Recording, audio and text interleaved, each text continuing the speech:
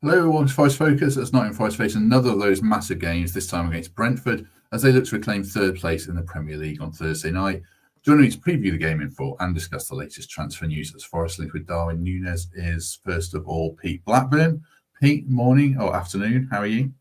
Strong start again. Yeah, I'm good, thank you.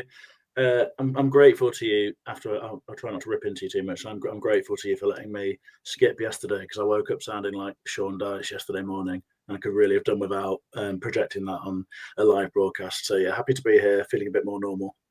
Yes, good to have you with us. This was going to be morning, but we moved it, and I'll thank one of our guests for his part in that and introduce the other one. Mine and great to pick with Mr. Peter Blackburn. I was going through the Wembley vlog. Do check that out. It's quite good. Pete started off like a house on fire. Fantastic clips coming in, predictions, 7 a.m., bit of colour from Grantham Station, and then nothing. Now, does that lead me to assume that you got absolutely leathered, Pete? To be honest, I was pretty clear about what was going to happen in the sort of prenup that we signed before the day. I did tell you that you were likely to see a lot of stuff and then not very much stuff. No, actually, I think we were relatively well behaved. We had a really nice day. A good few beers, but nothing disastrous. I was just having a nice time with lots of people that I don't see very often. So I'm afraid I had to relegate the videos to second place after spending some time with them.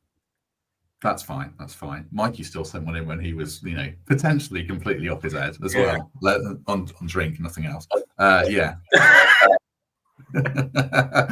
Pete did spend the day. Just to make that clear quickly, Pete did spend the day with our second guest, Elliott Talbot. Elliott, thanks for stepping in the last minute and doing this. Appreciate that. How are you doing today?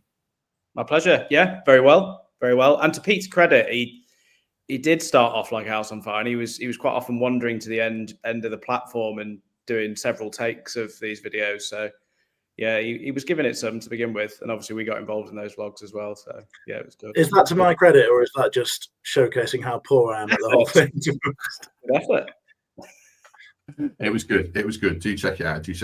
A man who knows about providing proper coverage of match days and capturing the atmosphere far more effectively is Simon Bristow, aka our glorious banners. Simon, good to have you back. How are you doing today? Very good, thank you, Matt. Yeah, nice to be back and joining Pete and Elliott. Looking forward to Thursday. Yes, I sent out the notes, and most of my questions were how worried should we be, and Simon picked up on it. So I assume he's more glass half full in life in general. Kick us off, Simon. How are you feeling about this game? I'm excited. Like every other game we've had this season, I mean, remarkably and genuinely, I think I've gone into every game this season thinking we could get something, if not win it. And that's not being arrogant or overconfident or foolish. I just genuinely look at the club that we now are, and I think we can win every single game that we play. And that's mad because we're now a Premier League team. This isn't the Championship team of many seasons ago, but we've got a great team. We've got a great manager. So I go into Thursday excited. It's, Sunday was obviously a disappointment, but it was a brilliant day out and another brilliant showcase of how far we've come. And so bring on Thursday. Can't wait. What about you, Elliott? How are you feeling? Slightly different. I think up until this morning, I've been dreading this fixture. I was dreading it before. So I was really excited about Sunday. And, I'm fine about the result that we had on Sunday. But I have a bit of an irrational disliking for Brentford. I think Greg is also similar.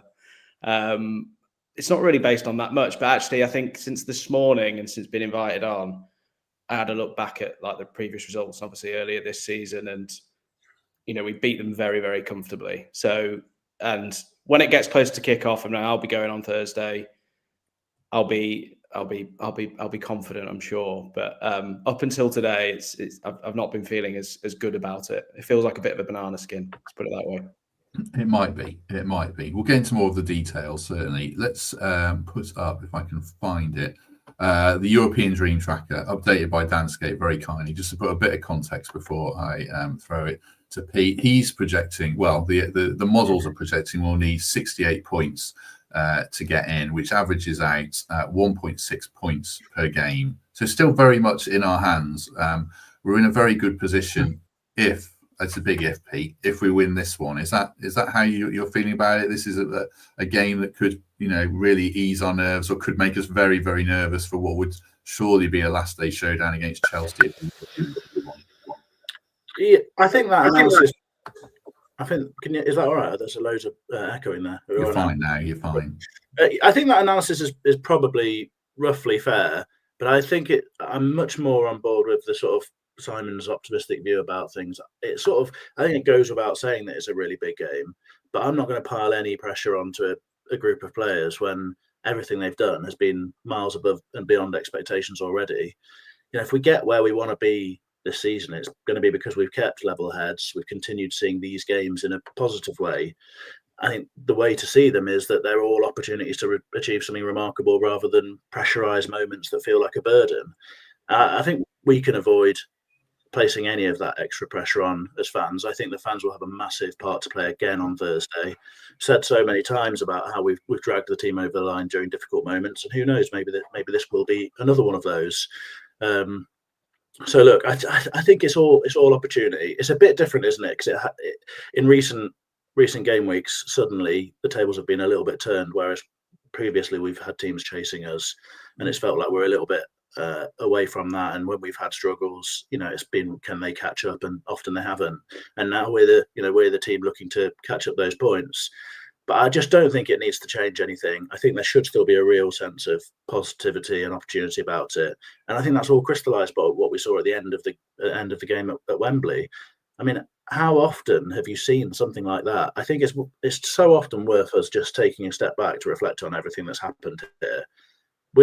We're a group of fans at Wembley who are there twirling scarves and making an absolute racket for a team that's lost the game, and would have every right to feel pretty disappointed about it. It's a big moment and all that sort of stuff. But we're still there while the winning side's fans are on the way home, and that has got to be pretty moving for this group of players. We've seen that happen a few times about those moments.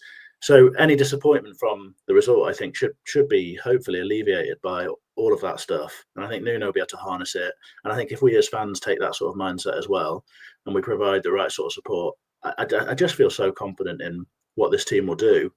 And Nuno so rarely makes big mistakes in serious games. We always bounce back when we need to. I just feel very optimistic about it, and I think as fans we just got to keep trying to enjoy the ride, and hopefully we'll carry them over the line.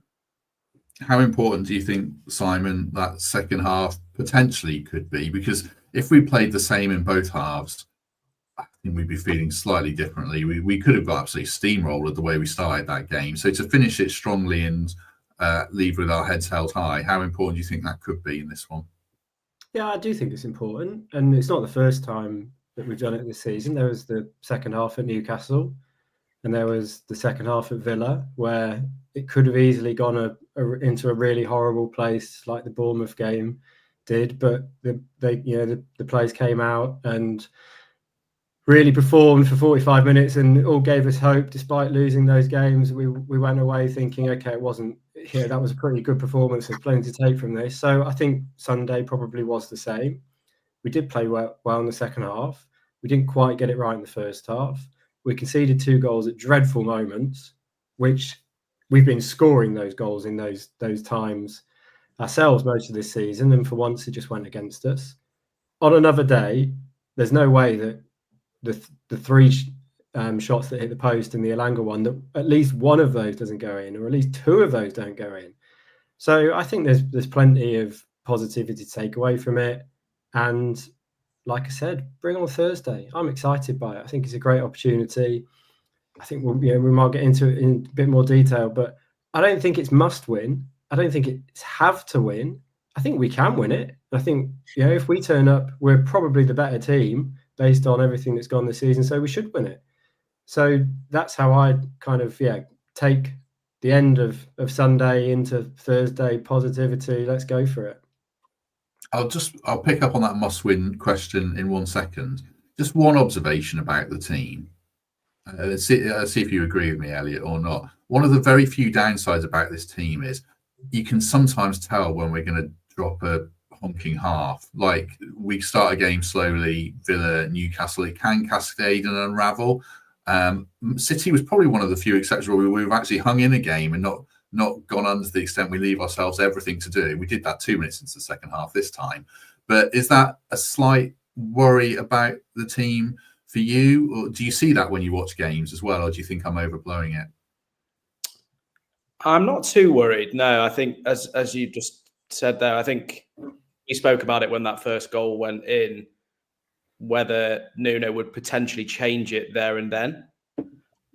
So there was always the option of, and obviously people have spoken about it after the game and probably during the game as to why Elanga didn't start the game.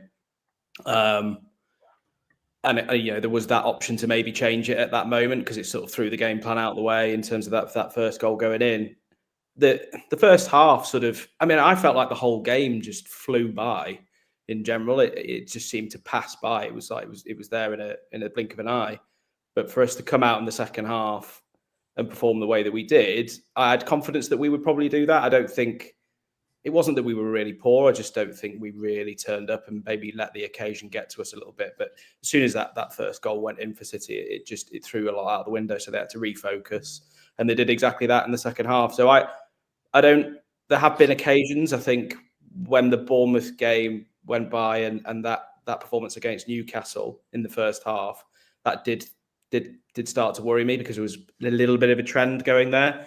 But I don't think it is. And I think we draw a line under obviously the City game now, and everybody seems so focused on what they need to do, starting with Brentford on Thursday. So within 12 minutes of this podcast, I've already changed my mind. I'm feeling really good about it now. That's what we try to do.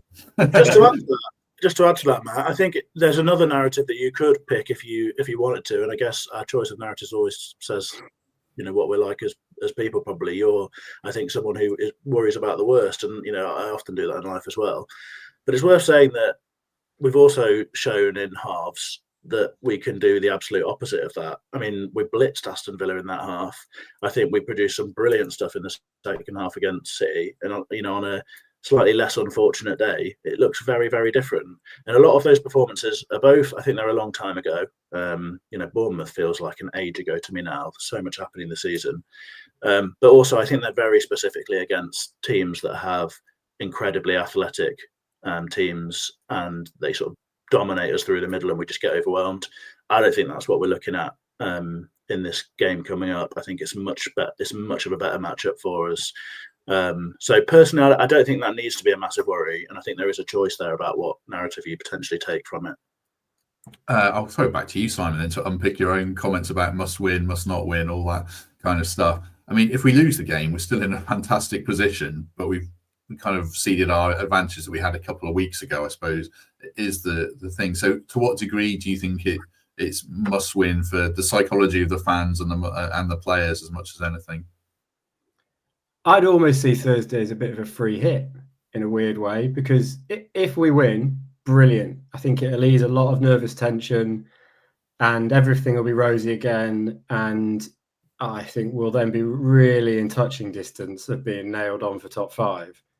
If we don't win, I still see it as being in our hands, because every team from Arsenal down to Villa, including us, will drop points between now and the end of the season. And some of them, it's impossible for them not to drop points because they're playing each other. And if, for whatever reason, one of those teams, 2 of those teams, 3 of those teams don't drop any points, then hats off to them. Like, they've got an incredible run. Look at the fixtures they've got. They would have beaten really good teams to claim 12 points in their remaining 4 games. So I definitely don't see it as must win. I think it is a game that we can win. And as I say, if we turn up with the right attitude, taking that second half of Sunday's performance, player for player, we're, I would say, a better team than Brentford, and that's no disrespect to them. They're a good team. They've got a good manager. Yes, they're a little bit annoying, as Elliott points out, but we are the better team, and so we should win, especially at the City Ground. So yeah, I don't see it as being must win, but I would like to win it. We'll talk more about Brentford as opponents in just one moment. Just before that, a word for the Trent Navigation. A reminder, this game, it's on TV, so if you're unfortunate to be missing out on a ticket, you can watch the game at the Nav, or you could potentially win tickets if you sign up for their email mailing list, Trent Navigation pete.com/join to get your name in the hat. Then looking ahead to Monday, it's bank holiday, so we play Palace on Monday night. Busy day at the Nav. Is this video going to play, or is it just going to sit there and not do anything? There's a video that's not playing. That's fantastic. There it is. Just took an eternity. Right, there's a music festival beforehand, free entry, 15 local bands are playing, and then into the evening, it's Palace v Forest. Free entry again, kick-off 8 p.m, so enjoy the game at the Nav. We've got 2 more video clips to play today, and hopefully they actually appear as requested, because that'll be an absolute pain in the arse if they don't. Right, Pete, thoughts on Brentford as opponents? Yeah, well, I think one of the reasons I'm relatively calm and confident about it is because I think they're a good matchup for us, as I said. The one thing, well, there's a couple of things that caused me a little bit of concern. I mean, the first thing is that if City win the cup, then obviously Brentford are not out of the race. Like I think I probably had sort of assumed that they were in the sort of last few days. It hadn't really occurred to me that they win this and they're very much in that chase for a little go at Europe next season.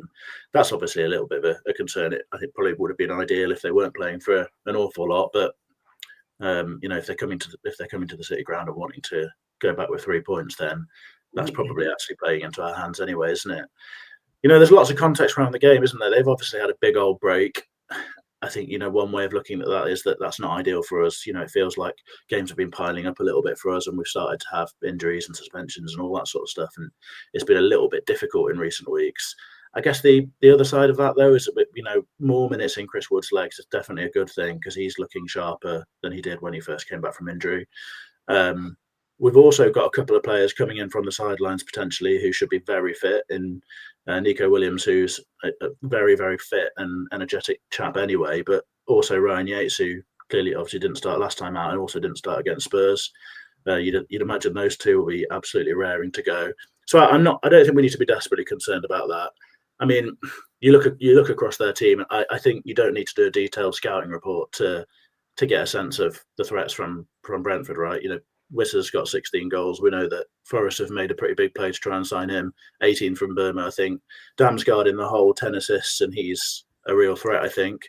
We'll talk later about our teams, but it feels to me like it could be made for Ryan Yates to do a job on him. I think they've got really good steadying influence in the middle of the park with Norgard. Pretty solid keeper, but doesn't outperform like Sells does. And interestingly, I think I'm right in saying that they've outscored their XG by 6 or 7 goals, which I think is quite a big number, really, and I guess shows that they're a pretty functional team. I think not to be patronising, but I think they're a pretty functional team, but with some real star quality in those attacking areas, and I think that probably describes that. Don't think their away record's particularly strong, and I expect them to come and play 4-2-3-1 against us. And for me, that's an absolute result because I just worry when teams are going to have more bodies in central areas, when they're going to be inverting fullbacks, when they're really dynamic and athletic. And I don't think that is the case with this Brentford side in those central areas. So I think we can play our strongest team. I think we can look to be quite confident and positive, and I don't think we need to worry about them too much. Key players who we've got to worry about, of course. And the biggest issue for me is that whilst everyone of a Forest persuasion hates him, I think Thomas Frank is a fantastic manager, and it does always give me a little cause for concern that he's the sort of guy who's really preparing for our weaknesses and all that sort of thing. So hopefully a brilliant tactical plan from Nuno. He's got lots of things up his sleeve, but I think we should be positive because I think we're, as Simon says, lay the teams down on paper. I think we're a better side than them. You just got to go out and do it now. Yeah. We'll get into our lineup shortly. Just to say, Brentford, if Brentford were to win, they moved within 2 points of Fulham, who are 8th. So it does open the door for them for the Conference League. It's very complicated to how many teams actually get into Europe, but it would open the door against them, I'm sure. And last one before we get into our lineups, Elliott, Pete mentioned it there. We will have played the game against City, obviously at Wembley. Brentford had the weekend off. Does that trouble you, or do you see the benefits, as Pete mentioned, of Wood getting more minutes? Toffolo's played more games, and we're going to need him potentially. So where does the balance lie for you there? Yeah, I echo Pete's comments on it. I'm not worried at all with regards to fitness. I think you'll have 2, as you mentioned there, 2 key players that are probably almost certain to start that have had a rest in Nico Williams and Ryan Yates. Certainly getting in my starting lineup, which I've obviously spoiled part of already. And I'll go back to that focus of where they're at now and where they see this game. I don't think that Sunday felt like a real momentum killer for us. We talked about that support at the end of the game, which was just incredible. I mean, I was at the Spurs game. I know they've had a very different season to us. But, you know, seeing your team lose 2-0 and reacting that way can only be just more of a motivational, upper for the players. And then having those two key players back. I mean, I think we've talked about it before. Ola Aina potentially being back into the fold, even if he was back in the squad, would be a huge boost. I mean, both Ola and Nico were hugely influential in that 2-0 victory at the G-Tech. Is that what it's called? Whatever it's called.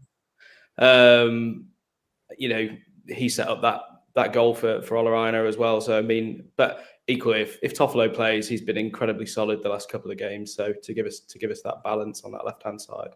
So no, not worried about the energy levels. We'll be fine.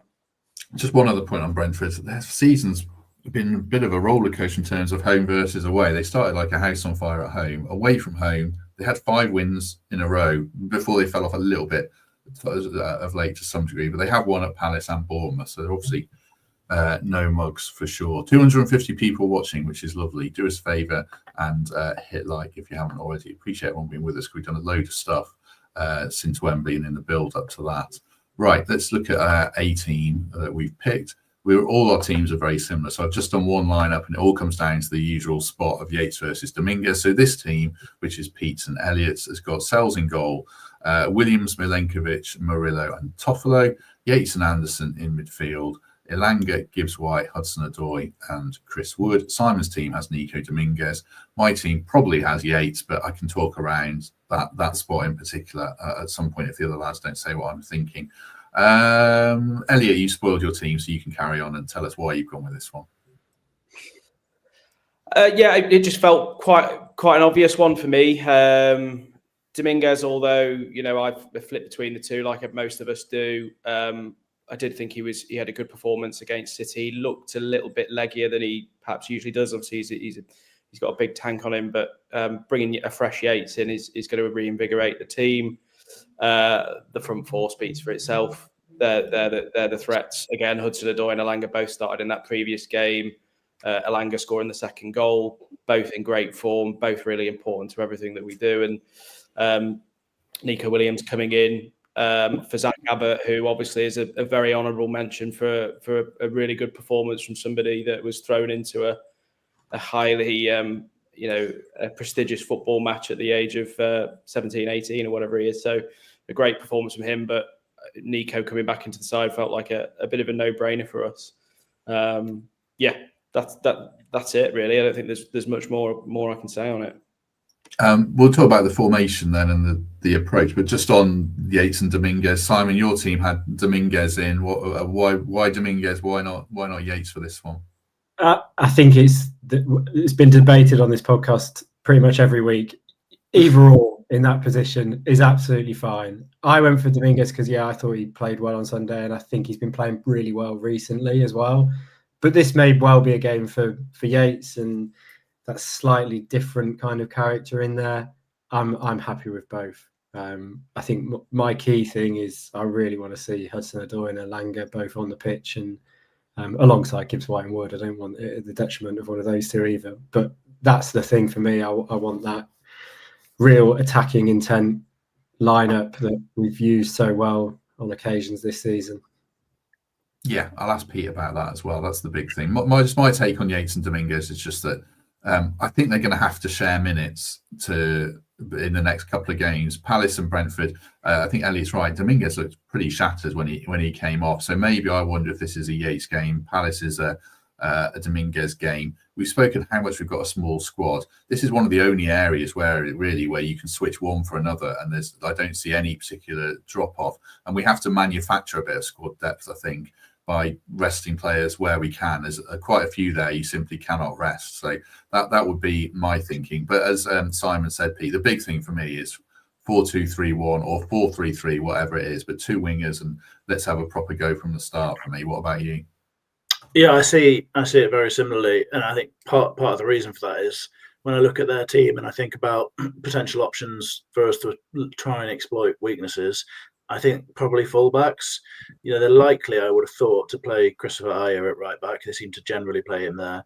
He's a good footballer, but really he's a centre half, not the sort of most fleet-footed. And if I was him, I wouldn't be desperately keen to be taking on Callum Hudson-Odoi, given that he just needs a tiny moment to be able to shift his feet and get that ball away enough to get that shot off. And I think on the other side, presumably Keane Lewis Potter starts, who I think has had a good season and is a really talented young footballer, but again, clearly not a fullback by instinct.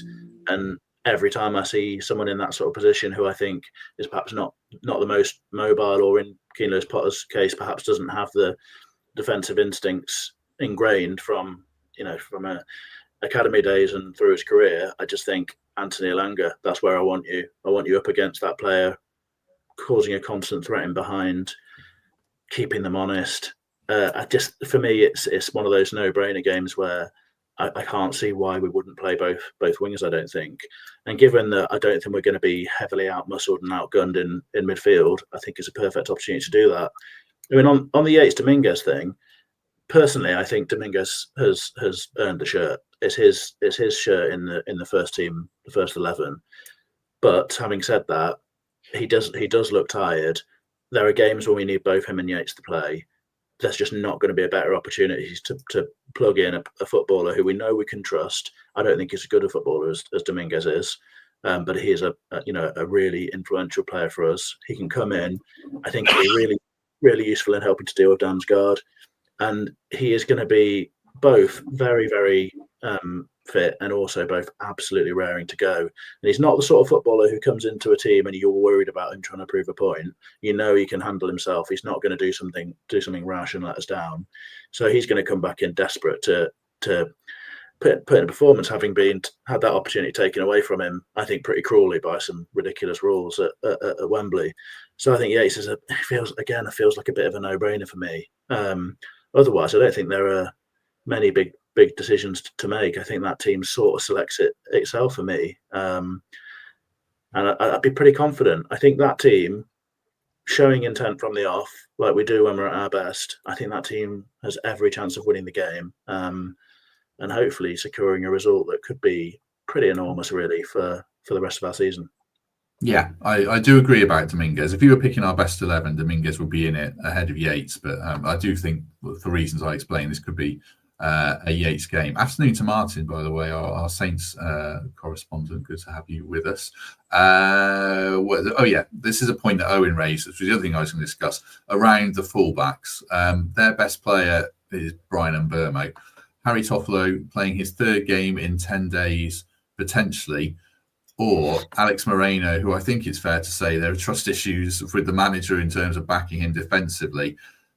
That's something that we should probably address as well, Elliott. Unless Olorena comes back in, which wouldn't be a total shock, but we're assuming he's out. So, yeah, just talk to us about that left-back spot with Mbeumo as their biggest threat. I think if it was Toffolo or Moreno or even Aina, he's going to be that biggest threat. He's Pete talked about earlier, he's got 18 goals this season. He's a fantastic player. I just think Harry gives us that edge, not over Aina necessarily, but if Aina's not fit in terms of that defensive abilities. The 10 days, 3 games. Yes, that's something obviously they'll be monitoring in the back room, but I'm sure that he'll play if they think he's fit. So no issues there with me, and I would certainly I think the Moreno thing, he had a great start to his Forest career. Came out the side when Nico Williams picked up a bit of form, and since coming back in, he has looked a bit iffy. I suppose the other notion is whether he does bring in Morato. Morato started in the game at the GTEC, played the 3 centre-backs. So nothing would surprise me. And again, a little bit like what Simon said about the Yates-Dominguez thing, it doesn't concern me who starts that game. We've got to a point now where we have to trust that what Nuno's team is going to pick. So, and I'm sure he'll do the right thing. Yeah, that's a very pertinent point. Yeah, you're right there about we went there. Brentford had scored in every game at home, and I think they had a great home record. We went to a back three, and we were really excellent. I thought Morato had a good game, so that certainly wouldn't surprise me. Just one last thing on the team and probably the game. I'll put this one to you, Simon. Lee and a few other people mentioning Sangare came on, did pretty well, I thought, on Sunday.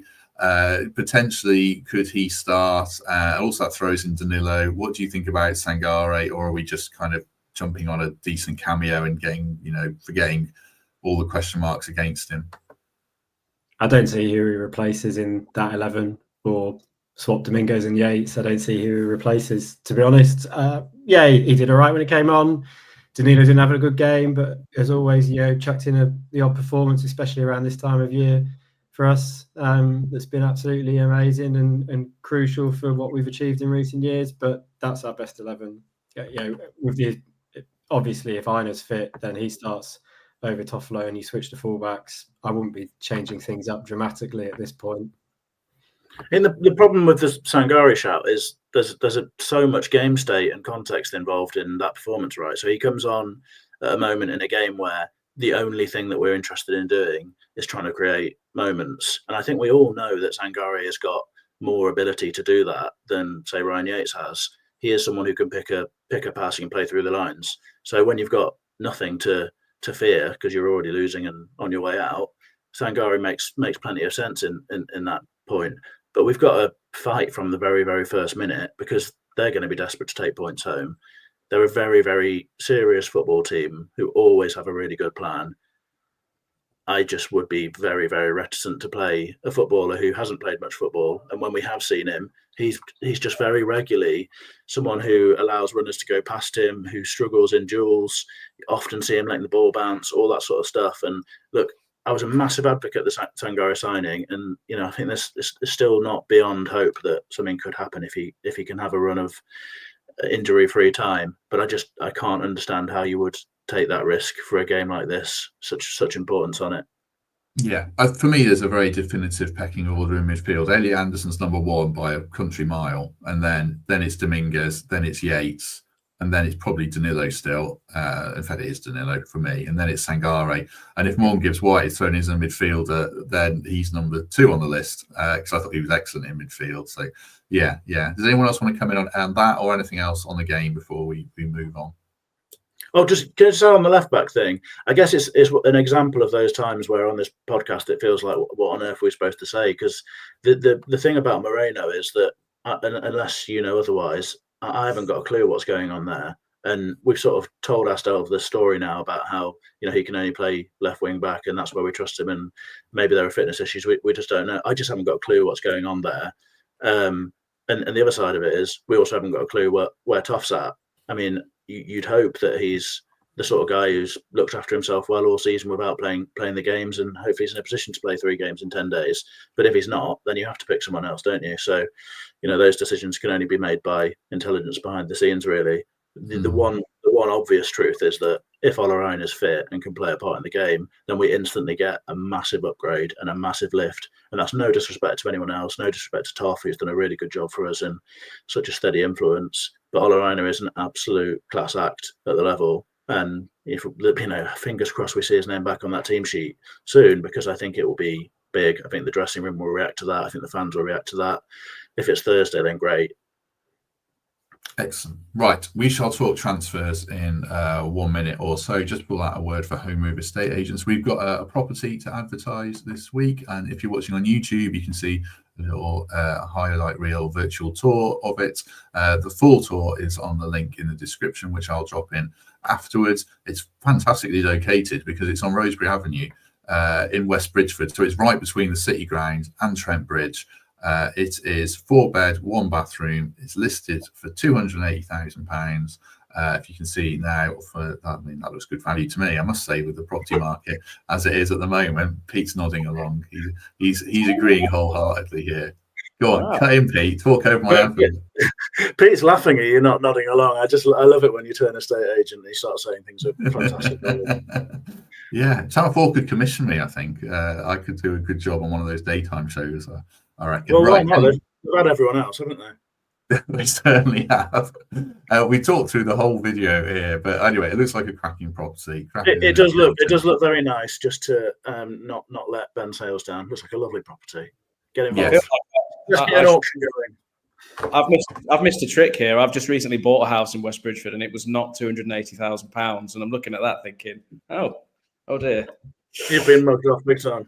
Yeah, what you need to do, Elliott, is contact Ben Sales, tell him you want to sell a house and there's one you're looking at, and then you'll be all right. Did feel like a bit of a humble brag though, didn't it? That. Oh, my house is really expensive. Anyway, we shall move on. But yeah, thanks to Home Move Estate Agents for their backing as ever. Let's talk transfers then. We've done a bit on James McAtee, and I'll ask the other lads if they've got any take on him.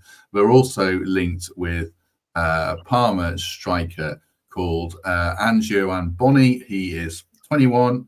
He's played 34 Serie A games for Parma, 6 goals, 3 assists. Not going to pretend to be an expert on him, but do check him out. And if it's more concrete, then we'll do more on him and have a proper look. The one I really want to discuss is Darwin Nunez, who's been linked with us a couple of times now. Another report this week about him. I want to hear what these lads have to say, but I'll just lay a bit of context for it. He's 26 in the summer. This season's been a bit of a stinker for him. 5 goals, 2 assists in 26 games this season. Last season, 36 games, 11 goals, 9 assists. So that looks better. But he misses a ton of chances. An article in February I read on the BBC said he'd underperformed his XG, which some people are going to hate, obviously, by 13. So he should have 13 more goals. That was in February for Liverpool. He did have one season where he absolutely lit it up in Portugal with Benfica. 26 league goals. That was 8 more than his XG. The only season he's overperformed. So do drop your thoughts in the live chat if you'd be interested in him. I think the price would be about 35 to 38 million. I do have a clip to play just to give us some context and ask people what they think. This is with Josh Williams, who's our Liverpool correspondent. Really rate what he says. He's on the Anfield Wrap all the time. He's distance covered on Twitter. This is just over 90 seconds on Darwin Nunez. And the end comment is certainly interesting. As a flaw, he's just really dangerous. Very involved in everything.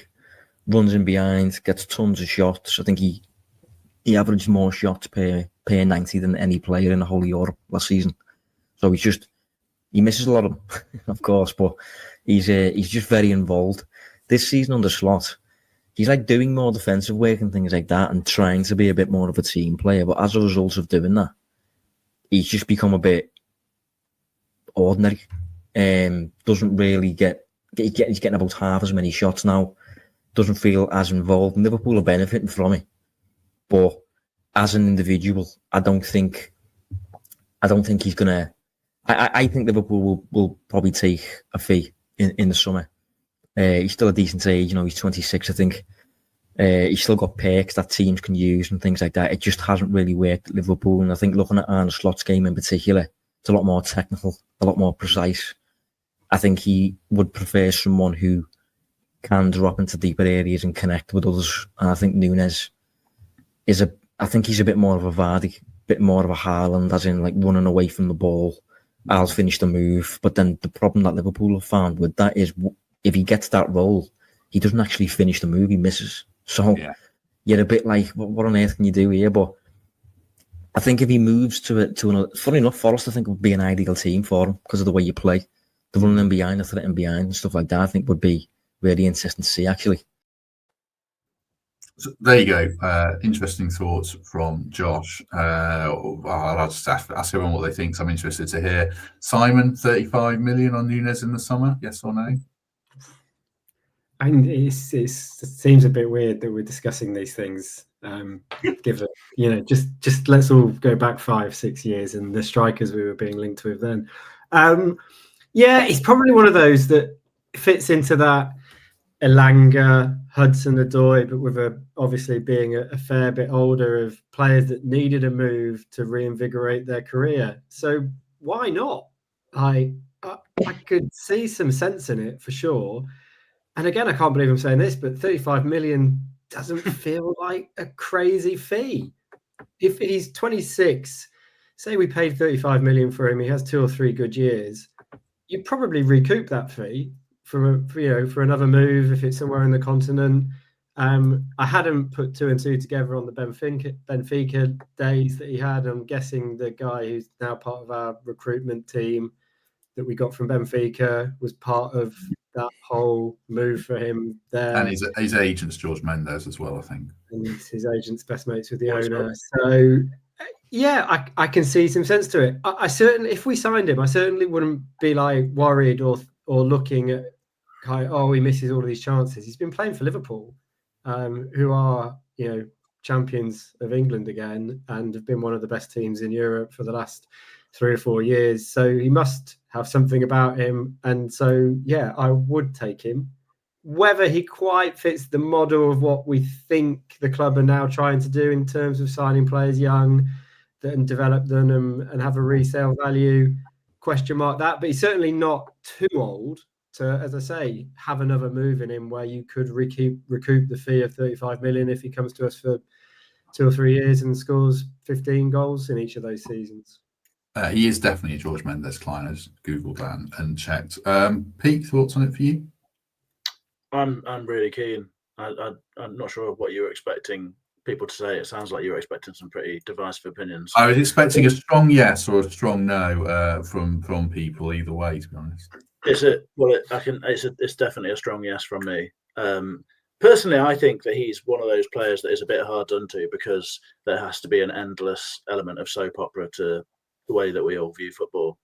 And I think realistically, what you've got there is a player who is massively on the fringes of that Liverpool team. He's only played 1,000 minutes in the Premier League this season. So talking about his record and stuff seems pretty mad to me. He scored 5 goals at an XG of 4.9. So anyone talking about underperforming XG and stuff isn't doing it based on what we've had this season.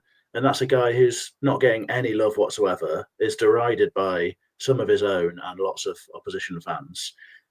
It's partly instinct, this, and of course it's always going to be, but I just feel like he's the sort of guy who could come to Forest and be like a real cult hero in our side. He's absolutely relentless, never ever gives up on anything, and I think that would be pretty perfect for us. It would be a different style of striker to what we've got, no doubt, and somebody who's clearly less of a target like Wood has grown to be, and clearly someone whose efficiency in front of goal is different.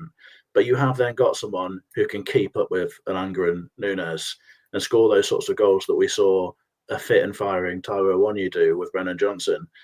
I think there's something there for us. My only concern, and I always talk about this, so it will annoy people, but the wages are a problem. I don't think it's realistic for. I say it's not realistic. It probably is realistic, but I'm not sure if it's clever for Forest to be spending 150 grand a week on a footballer at this point in things. I'd start to get a bit worried if that's happening. But if you could get him for the sort of wage that wouldn't be breaking what we've already done, which isn't drastically less than that, I think you get a player who it would be unbelievably hungry to perform, and someone who I think with a proper arm around him, told that he's the fulcrum of a team in an environment like we've got right now, which is pretty special. I think he could be someone who goes really big for you. Rob Roy's a genius point out he is linked with Atletico Madrid, which is interesting in itself because they're a low possession team, sort of in a not entirely dissimilar way from us. Just thoughts on that, Elliott, but also I'll throw this one to you. Owen asks, Nunez or Delap? Maybe you just hate Nunez and you're very keen on Delap, or perhaps not. What do you think? I sort of question whether they're actually in the market, maybe for either of them. My immediate thoughts on Nunez aren't as positive as perhaps Simon and Pete. I sort of look at it and think, and I know we're talking about 2 players at different ends of their career, but is he an upgrade on Chris Wood? And I know everyone thinks that Chris Wood's had, the season of his life and a one-off season, but you actually look back through the years, he has fairly consistently got more than 10 league goals in a season. The best return for Nunez was last season, which was 11 goals, one of which was that horrible last-minute winner that he scored in front of us. I do agree with Pete. It could be one of those ones that, really does work out. He's a player that 25, 26. He's on the cusp of he's got to make a real difference somewhere. I just don't. He's obviously an upgrade on Taiwo. Is he upgraded on a fit Taiwo? Not too sure. He probably is. But for me, if you're signing somebody for 35 to 40 million pounds on 140 grand a week or 150 grand a week, they've got to be better than what's gone before. And I don't think Nunez is now a better player than Chris Wood. Delap, I'm just not too sure. I'd love Delap. I think he's of that age, a lot younger. He's made an immediate impact on the Premier League, scoring 15 league goals in a poor Ipswich team. I just think there's too many other clubs, and maybe I'm doing us a disservice here in terms of our position and our stature as a football club, that too many eyes on him, and we might not be in the market for him. But it'd certainly be Delap for me that his release clause is 30 million. He's a lot younger, more explosive, more clinical, admittedly younger. So it could be, it could be a flash in the pan, but he'd be the one that I'd pick. Paul puts it this way. It's an interesting take, I guess. Could Nunez have scored the goals that Delap has in that pretty awful Ipswich team? So that's a fair way of looking at it, I would say. The other player I wanted to discuss briefly is James McAtee. We touched on it very briefly at the end on Monday. He's been linked as a target. He played as a winger for City, but he can also play centrally. Again, he's very young. Pete, you're a big fan, aren't you? You'd be jumping at that one probably even more than Darwin, would you? Well, he's exactly the sort of player that I would be desperate to see us ploughing the rewards of having the sort of season that we've had into. Red hot young talent who we can develop in our environment and who will either go on to have very good success here with a bit of luck and no injuries and such like, or will sell for big money. I think he's enormously talented, and he solves one of the problems that I think we'll face in the summer, which is that we need versatility in the squad. I don't think it's realistic for us to be talking about having a massive squad. I don't think Nuno will want a massive squad, and therefore I think the signings that we need to make will ideally be players who can play in a couple of positions. In McAtee, you've got someone who can play on both flanks pretty happily, plug in and play for us right now, and I think he can do that in the number 10 as well. And as he matures, I don't think there's any reason to see why he couldn't play deeper either. He's a real technical star, and someone who's not getting the game time that he deserves. And I don't think it's ridiculous to talk about him in the context of someone like Cole Palmer, who was in a similar situation at Man City and had enormous potential and has gone on to do remarkable things. That might sound a bit mad now in hindsight, but when Cole Palmer went and made that move, I don't think it would have been a ridiculous comparison at all. So for me, is if you can get James McAtee, you throw a lot of eggs in that basket. Yeah, Owen makes a point as well. You could play him as a 10. You could play Gibbs White in midfield, where I think he'd really excel, assuming Morgan is still here next season. I'll put this one for Simon, and it's sort of a more general question. Anthony Gale says he'd rather take Mateta, Osimhen, or Gyökeres. I mean, I don't think Osimhen or Gyökeres are realistic. I'm a big fan of Mateta, who I think's only got a year left on his contract, and maybe at the 40 million bracket. I'd be on board with that, although I think he's 28, which sort of leads into the question, Simon, what kind of business would you like to see us do? Let's assume we do get in the Champions League. What are you dreaming of? When we get in the Champions League, Matt. Sorry. I think that there's clearly all the noises that come out of the club now are that they like the Brighton model, buy young, develop players, sell them, either to recoup the fee you've paid on them for PSR purposes or make a profit, and that makes your PSR balance sheet look even better. So I think whatever European competition we end up in, it will be the Champions League. We will stick to that model. If it's Champions League, then you may see one or two in the ilk of Darwin Nunez, a player who is a bit more established, who is a bit more of a financial risk because you might not recoup that money because of the age, simply because we're going to need that extra experience as part of the squad. I don't know anything about McAtee. I can't imagine I've ever seen him play. Sorry for being a really rubbish transfer speculator. But he fits the model perfectly, right? He's young. We could probably sign him for, I'm going to say 30 million. He's clearly talented. I imagine he's in England under 21s or 20s or 19s set up.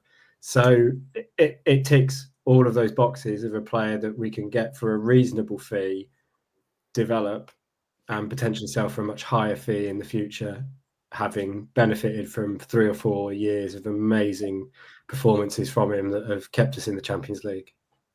Danske, you posed a really good question, but we're 50 minutes in. You probably need to pose that question 10 minutes in around, would we rather win the Europa League or take part in the Champions League? We will discuss that when we get in the Champions League, I'm sure.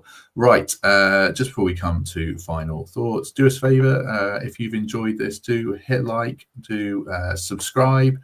We'd like to get a few more subscribers. We seem to have stalled a little bit on 10,600 and something, so do subscribe, do consider membership or Patreon, or just give us a 5-star review on Apple or Spotify would be great. Elliot, anything you want to add? Any other business for you today? No, I think it's been talked about on previous podcasts, but it was a good therapy session for me because I was, as I say, I was pretty negative up to today. But I'm feeling very ready for Thursday, and I really hope the atmosphere is as good as it can be. I'm sure it will be come Thursday night. So yeah, just really looking forward to it. Excellent. Anything from you, Simon? I'll just add on that we've got 3 home games left. If we win those 3 home games, we'll be in the Champions League. And if we aren't, it's because Chelsea have beaten Liverpool at home or gone to Newcastle and beaten them, and we've missed out on goal difference. So I think we've got a great opportunity as a fan base to play our part again. And we've done that in the last 3 seasons. We helped get the team promoted. We helped keep them up. We helped keep them up again.